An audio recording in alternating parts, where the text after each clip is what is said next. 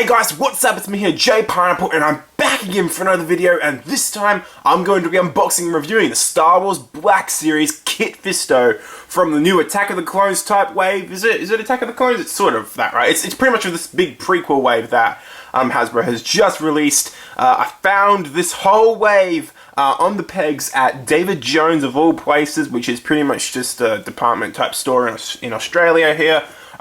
Very rare that I find anything there. I actually found the whole wave sitting on pegs today, and I was like, heck, I gotta grab them all. So that's what I did, and now we're here. So today, guys, I'm going to be taking a look, of course, at Kit Fisto. So let's take a look at the packaging.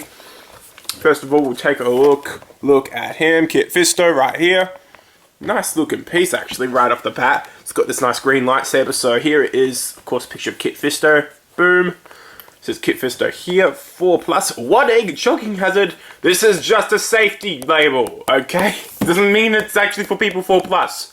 Just thought you guys should know that. Anyway, Hasbro, of course, this is number 112 in the line. This, of course, says Black Series at the top here. On the side, it says Kit Fisto. On the back of the packaging has some more of that sick artwork, and then it has a bio. It says, as a part of a Jedi rescue mission to Geonosis, Natulian Jedi Knight Kit Fisto fought separatist droids and saw the first shots fired in the Clone Wars. Okay, that wasn't really a very incredible bio reading, but you get the point. He's basically a Jedi from the prequels of the Clone Wars era, so it's pretty sick, guys. So we're just gonna get to it and crack this thing open. So, will you take us away, scissors? Let's go.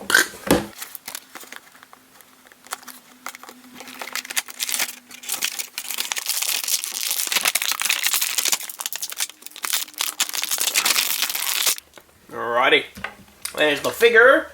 Packaging can be thrown to the side. Right on, so here is Kit Fisto, everyone. Yeah, it's a nice looking piece, actually. It's got some really long bits here. Bits and bobs. Nice, let's just check out some of the articulation, I guess. We'll see how this thing works. Just taking a look at the detail. Nice. Not too bad, not too bad. Okay, I will get back to you guys once I've had a little bit of a mess around with this guy, because that's usually what I do, is I take a few seconds to see what the figure's all about, and then I'll give you guys the full review. So, I'll see you guys then. Oh, and just before we get into the review, here is the UPC/barcode on the bottom of the Kit Fisto box, guys. So here it is.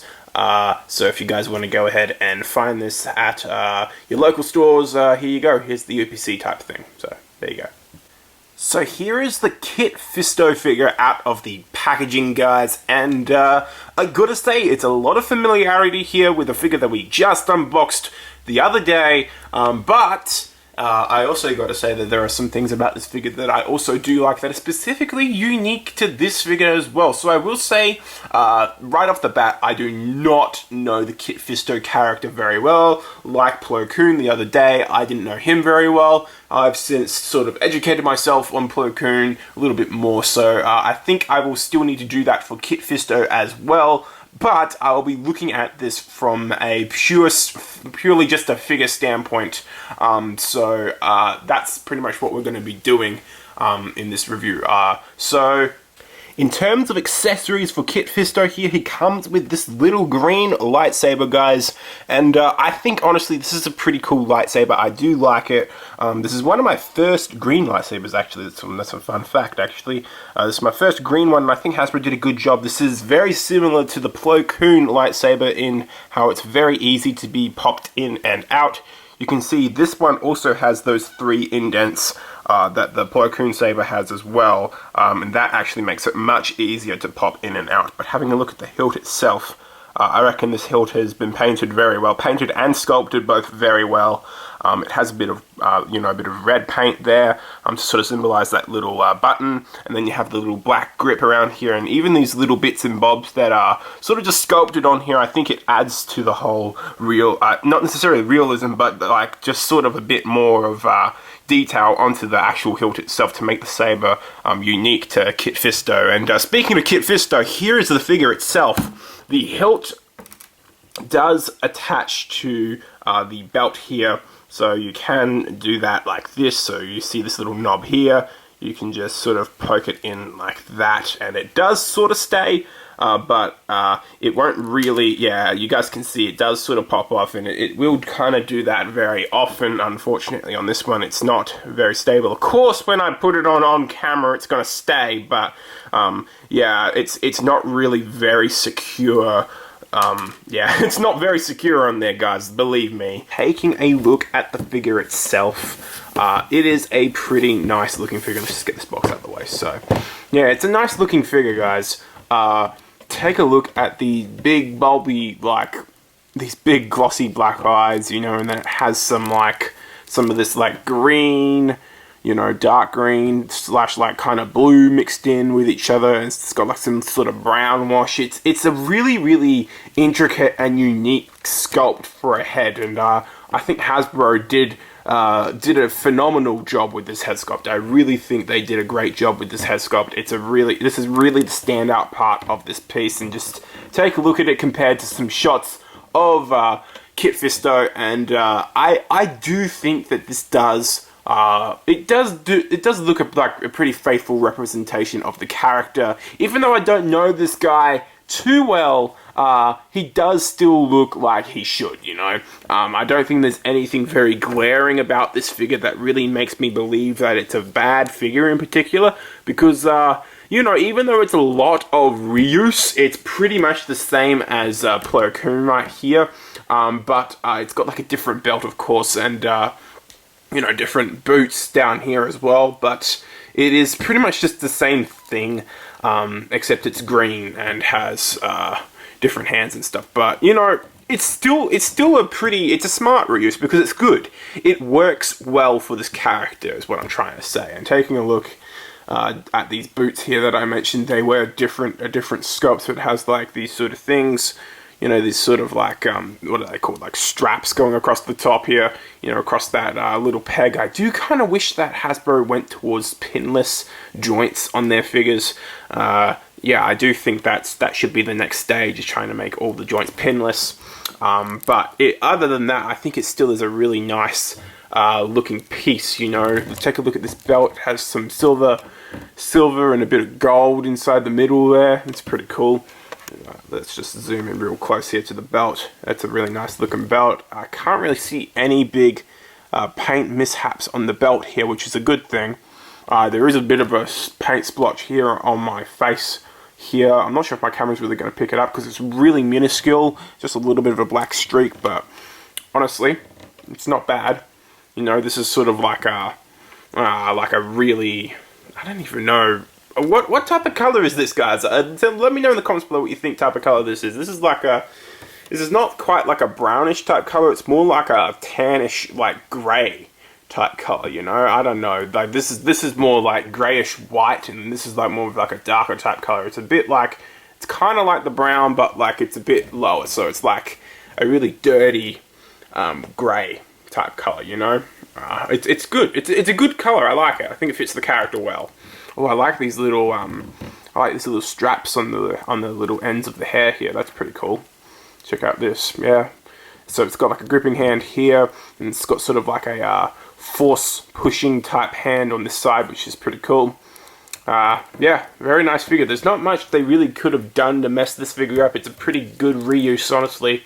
Yeah, you can see there's a little band here that's holding these three little things. I'm not sure, is it hair or I don't know what that sort of stuff is, but anyway, I guess we should get into articulation. So the head I assume is on a double ball peg, but most of the head movement you're going to get isn't necessarily from that ball peg. It's actually going to be from the neck, so you will get a little bit of down motion with that neck, but it's very minuscule.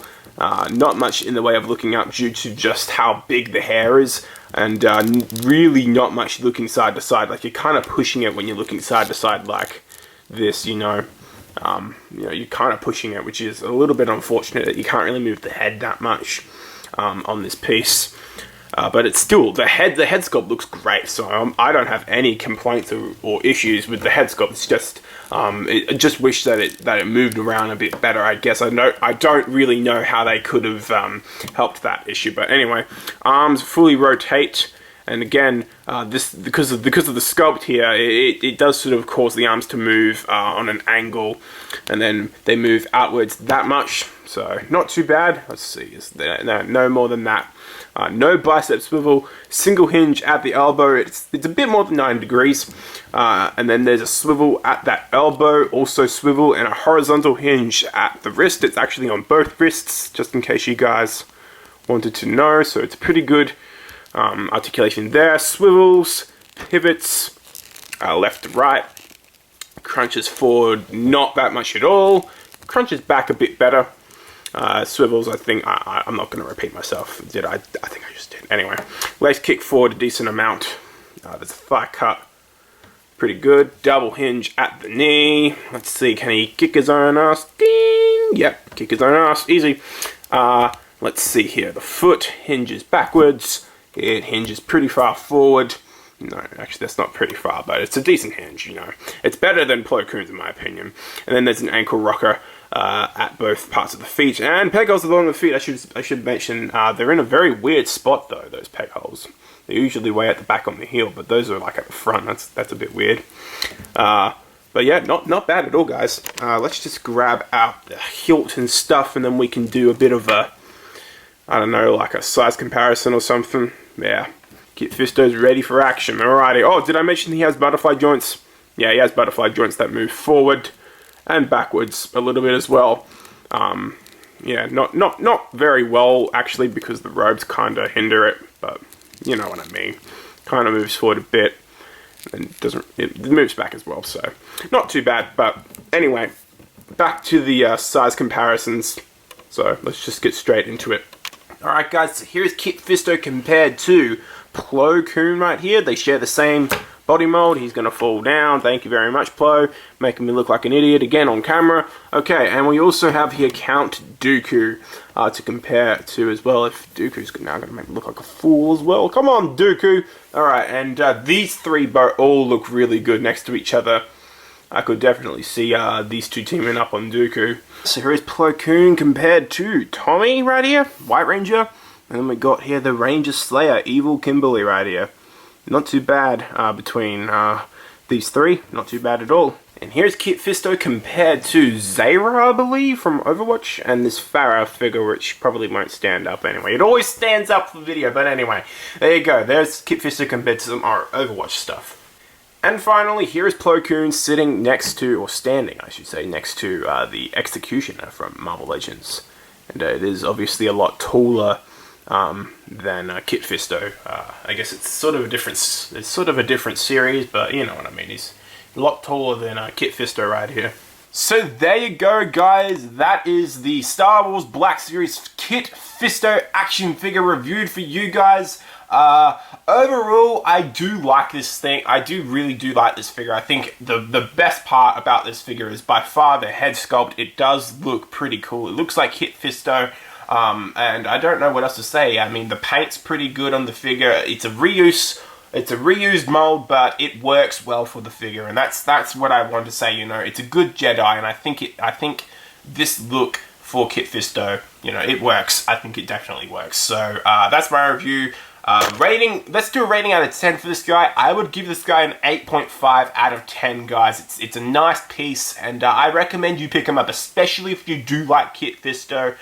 Pick him up. It is a nice looking piece. So, yeah, that's going to be it for my review, guys. Hope you enjoyed this review, and if you did, hit like and subscribe down below for more videos like this. I do have many more to come. Of course, this is video week, so day number 3, we will be reviewing another Black Series figure from the same wave, so stay tuned for that review, guys. But until next time, it's Jay Pineapple signing out. Peace.